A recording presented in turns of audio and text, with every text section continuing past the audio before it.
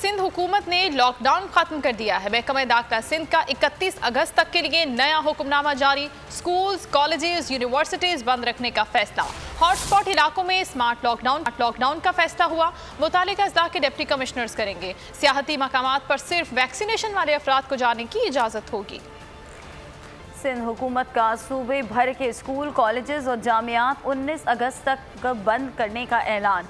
सूबाई वज़ीर तालीम सिंध सैयद सरदार शाह का मीडिया से गुफ्तगू में कहना था, 19 अगस्त के बाद हालात का जायज़ा लेकर तालीमी इदारे खोलने का फ़ैसला किया जाएगा। अगर केसेस कम ना हुए तो फैसला तब्दील भी किया जा सकता है। असातिज़ा के लिए कोरोना वैक्सीनेशन लाजमी करार दी गई है। GB असम्बली हल्का 4 नगर 1 का ज़िम्नी इंतखाब। गैर सरकारी और गैर हतमी नतीजे के मुताबिक इस्लामी तहरीक के अयूब वजीरी 5341 वोटों के साथ कामयाब। पाकिस्तान तहरीक इंसाफ के उम्मीदवार आगा जुल्फिकार 5062 वोट लेकर दूसरे नंबर पर। इस्लामी तहरीक को 159 वोटों की बरतरी रही।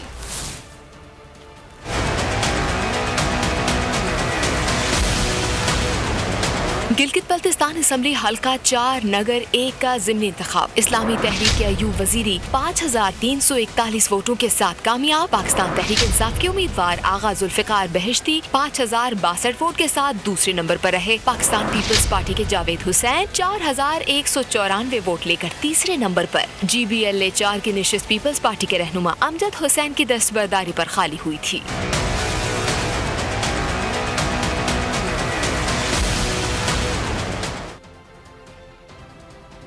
पीपल्स पार्टी के चेयरमैन बिलावल भुट्टो जरदारी ने गिलगित बल्तिस्तान के हल्का 4 नगर 1 के इंतखाबी नताइज को मुस्तरद कर दिया। कहा कि PTI ने नगर में पीपल्स पार्टी के खिलाफ बदतरीन धांधली की, जिसका फ़ायदा तीसरी जमात को हुआ। बिलावल भुट्टो का कहना था कि पीपल्स पार्टी को रोकने के लिए तमाम सरकारी मशीनरी को इस्तेमाल किया गया। नगर पाकिस्तान पीपल्स पार्टी का गढ़ है। मुनज़्ज़म धांधली से जाली उम्मीदवार को हराया गया। गिलगित बल्तिस्तान में सबसे ज़्यादा वोट लेने वाली पाकिस्तान पीपल्स पार्टी को चंद सीटों तक महदूद करने से हक़ाइक़ नहीं बदले जा सकते।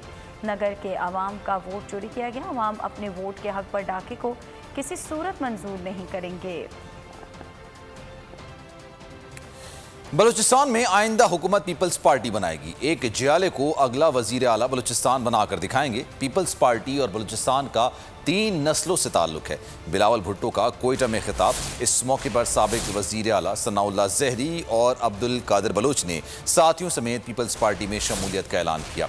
बिलावल भुट्टो जरदारी का कहना था कि सबकी नज़रें बलूचिस्तान के साहिल और वसाइल पर हैं। बलूचिस्तान के हुकूक गस्ब करने पर नजरें हैं। सिर्फ पीपल्स पार्टी ही बलूचिस्तान को हुकूक दिला सकती है। तब्दीली सरकार का असल चेहरा सबने देख लिया। बलूचिस्तान के लोगों ने शहीद बेनज़ीर भुट्टो का साथ दिया था। हमने NFC अवार्ड देकर सूबों का हुकूक दिलवाए हैं। मैं खास तौर पे जनरल कादिर बलोच साहब को और सरदार सनाउल्लाह ज़हरी साहब को पाकिस्तान पीपल्स पार्टी में खुशामदीद कहता हूँ। शहीद मोहतरमा बेनज़ीर भुट्टो के पाकिस्तान पीपल्स पार्टी को फाल भी करेंगे, ताकतवर भी बनाएंगे।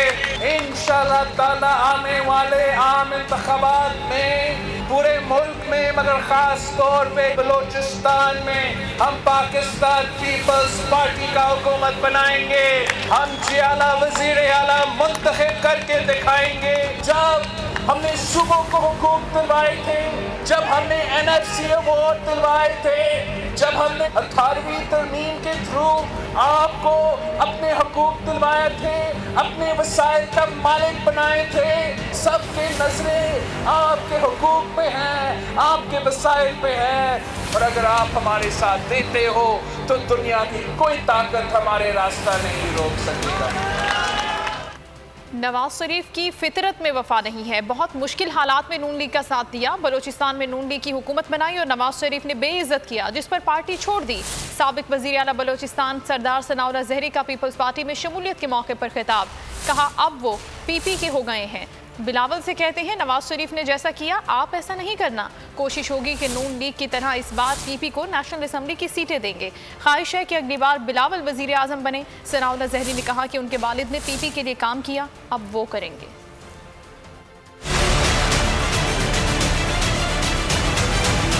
हमें पंजाब से कुछ नहीं चाहिए, हमें इज्जत चाहिए। तो नवाज शरीफ ने कहा हम इंशाल्लाह आपको इज्जत देंगे। आपने देखा मेरे बच्चों के कातिलों के कहने पर उन्होंने हमें बेइज्जत किया नवाज शरीफ ने। आज से हम पीपल्स पार्टी का बाकायदा हिस्सा है और मुस्लिम लीग के लिए जितना मैंने काम किया, कुर्बानियां दी, उससे बढ़कर मैं दूंगा। इसलिए कि ये जुल्फिकार, शहीद जुल्फिकार अली भुट्टो की पार्टी है, शहीद बहन की जो है ये पार्टी है। हमें और कुछ नहीं चाहिए, हमें इज्जत चाहिए। हम आपसे यही दबो तो रखेंगे, जो नवाज शरीफ ने हमारे साथ किया वो आप नहीं करेंगे। हमारी कोशिश होगी उसी हिसाब से नेशनल असेंबली में भी पार्टी की नुमाइंदगी हो और 6 सीटें हो, 7 सीटें हो, जितनी भी हो हम आपको दें। और हमारी ख्वाहिश होगी कि मुस्तकबिल का वजीर आजम जो है Bilawal Bhutto.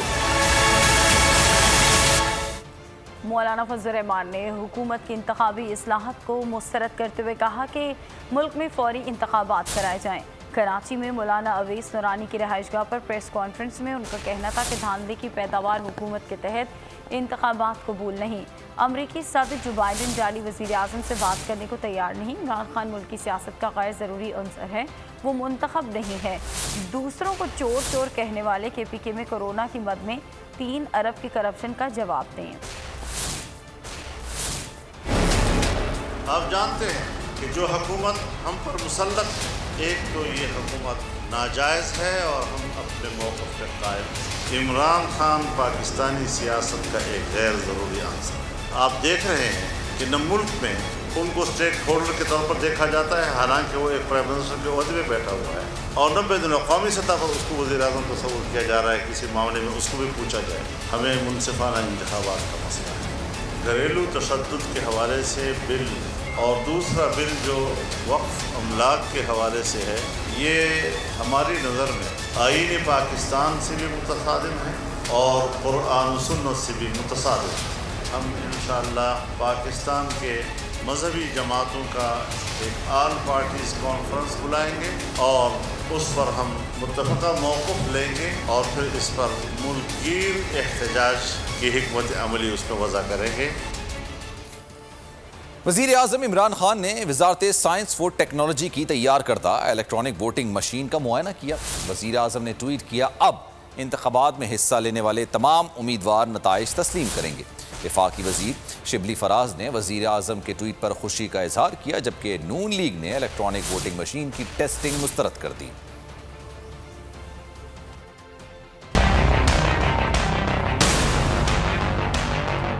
Electronic voting machine तैयार, वज़ीर आज़म का इजहार इत्मीनान। वज़ीर आज़म इमरान खान ने वज़ारत साइंस एंड टेक्नोलॉजी की तैयार करदा इलेक्ट्रॉनिक वोटिंग मशीन का मुआयना किया।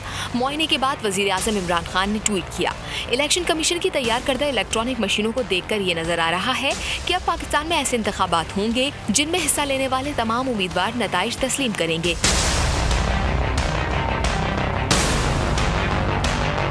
वज़ीर आज़म ने शिबली फराज और उनकी टीम को मुबारकबाद दी। शिबली फराज का इमरान खान के इलेक्ट्रॉनिक मशीन के ट्वीट पर खुशी का इजहार, कहा वो इमरान खान के मशकूर हैं कि उन्होंने एतमाद किया, मैंने अपनी टीम की मदद से इस अहम काम को सर अंजाम दिया।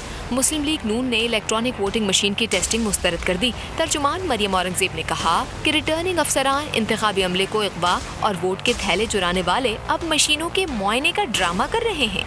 मशीनों के मुआयने छोड़ें, वोट चोरी और फ्रॉड कैसे खत्म होगा उसकी बात करें। वज़ीर आज़म इमरान खान की आज दौरा लाहौर का इम्कान है, जिसके दौरान वो बल्दियाती इंतखाबात के हवाले से इजलास की सदारत करेंगे, जबकि जहांगीर तरीन ग्रुप के हवाले से भी तबादला ख्याल किया जाएगा। वज़ीर आज़म को उस्मान बुज़ार पंजाब के इंतज़ामी और सियासी अमूर पर ब्रीफिंग देंगे। गवर्नर पंजाब भी वज़ीर आज़म से मुलाकात करेंगे। वज़ीर आज़म दीगर अहम इजलासों की भी सदारत करेंगे। वज़ीर आज़म पंजाब काबीना के अरकान से भी मुलाकात करेंगे। वज़ीर आज़म मेवाकी जंगल के हवाले से तकरीब में शरीक होंगे। स्पेशल इकनॉमिक जोन्स के हवाले से भी वज़ीर आज़म के ज़ेर सदारत इजलास होगा। कान खोलकर सुन लें, शहबाज शरीफ को तीसरी बार गिरफ्तार नहीं करने देंगे। नून लीग के रहनुमाओं अता तारड़ और अज़मा बुखारी की लाहौर में मीडिया से गुफ्तगू। अता तारड़ बोले कि 1.25 साल पहले मुल्तान नैब में इस हवाले से जवाब जमा करवा चुके, 1.25 साल बाद इंक्वायरी खोलने का ख्याल क्यों आया। अज़मा बुखारी ये बोली कि इमरान खान चाहते हैं कि शहबाज शरीफ को हर सूरत जेल में होना चाहिए। वो वक्त दूर नहीं जब चेयरमैन नैब को बहुत कुछ फेस करना पड़ेगा।